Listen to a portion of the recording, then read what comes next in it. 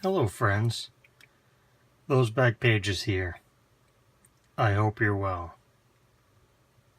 Tonight's episode, we're going to do a little hobby chat on a couple of topics. So here we go. Some of this will be given away in the title of the video, like they always do. So we'll start with this one first. Here's my question for you guys. And this topic comes up a lot on message boards. This card here, 2011 Topps Update Mike Trout Rookie US 175, which, by the way, about a year ago or so, Ray from Philly ran the first annual baseball card YouTube Hall of Fame for baseball cards. And, you know, the usual suspects, the Wagner, the 52 Mantle, the Griffey, etc. You know, he wanted us to, I'm sure he'll be putting a video on that for the 2019 version. But anyhow, I think I was the only one that actually nominated this card last year for nomination for the Hall of Fame, and I believe at the time it was a $300 card in that vicinity.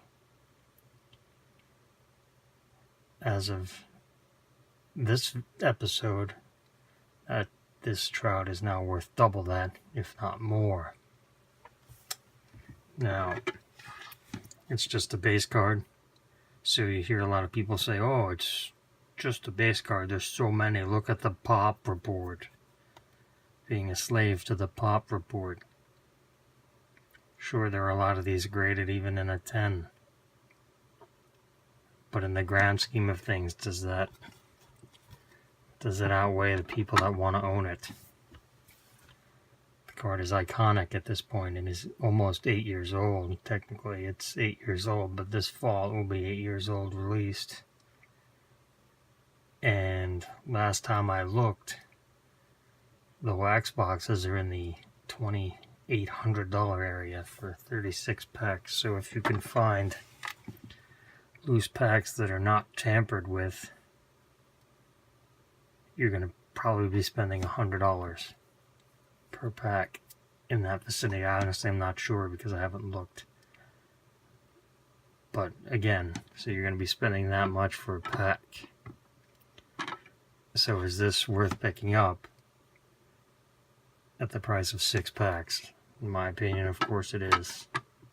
I've owned this card. I purchased this card in BGS True Gem form in 2013 or 2014, probably 2013, and it was $50. And I crossed it over many years ago when it was easy to cross over. I crossed over but one trout that I wanted to, back when, you know, trout wasn't in vogue and wasn't nearly what his prices tags are now, so it was not a question for it to be crossed over. But that's a topic for another video. So yes, how much should this be worth? So just keep that in mind when you're evaluating, well, you know, if I should buy this raw and try to grade it myself. Sure, you can try. I mean, there are counterfeits out there. I'm not an expert on counterfeits. I just prefer to buy my stuff already graded because that kind of avoids all that. Remember, collect what you like. Zig when everyone's zagging. All that good stuff. So another topic I wanted to discuss is raw versus 9 versus 10. What do you mean there, Eric? Buying raw cards versus buying PSA 9 versus buying PSA 10. The card I'm going to use as an example tonight is this Juan Soto 2018 Topps Chrome update. Card number HMT55. This is the chrome version. There is a non-chrome version that is readily available. This chrome version was only available in Topps Chrome Update Mega blaster boxes, value boxes from Target exclusive, as well as hanger packs, which featured, they look like this, the hanger packs. And this comes with 3 packs and then 2 packs of pink, a pack with 2 pinks in it, which could also include a soda. Anyhow, this card was a gift. This card is a Gem Mint 11 because it was gifted to me by Bob Lewis.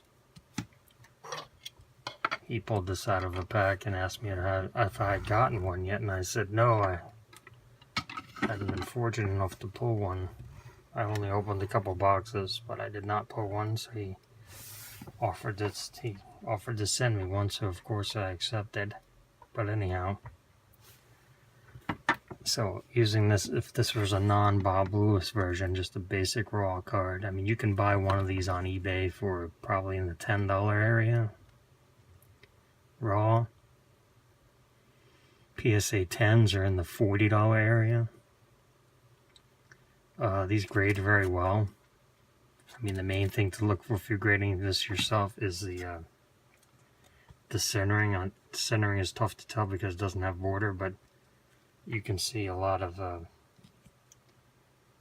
have the W cut off to the left.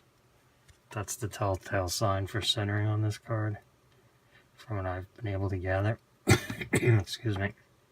Anyhow, I don't even know if you can buy a PSA 9 of this, to be honest with you, but for the sake of this conversation, with, you know, the raw 9, 10, let's say a 9 was $15. So raw is going to run you $10.